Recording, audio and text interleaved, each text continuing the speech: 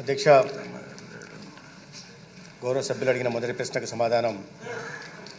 రాష్ట్రంలో 3 ఆయుర్వేద ఆసుపత్రులు, ఆయుర్వేద బోధనా ఆసుపత్రి ఒకటి మరియు 2 మినీ ఆయుర్వేద ఆసుపత్రులు మరియు 3 హోమియోపతి బోధనా ఆసుపత్రులు పనిచేస్తున్నాయి.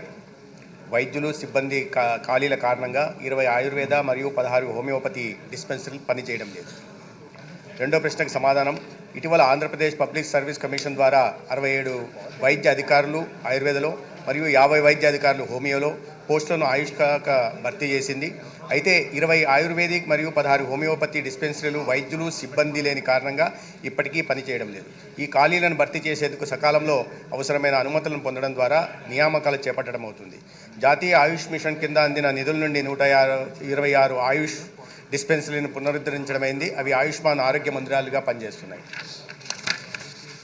ఇంకా రోగులకు ఏకీకృత ఆరోగ్య సౌకర్యాన్ని అందుబాటులోకి తీసుకురావడానికి ఆయుష్ సౌకర్యాల కోలొకేషన్ కార్యక్రమంలో భాగంగా పెద్ద ఎత్తున పునరుద్ధరణ అవసరమయ్యే డిస్పెన్సరీలను సమీపంలోని ప్రాథమిక ఆరోగ్య కేంద్రాలు, సామాజిక ఆరోగ్య కేంద్రాలు, ప్రాంతీయ ఆసుపత్రులకు తరలించడానికి చర్యలు తీసుకోవడం అవుతున్నది. ధన్యవాదాలు.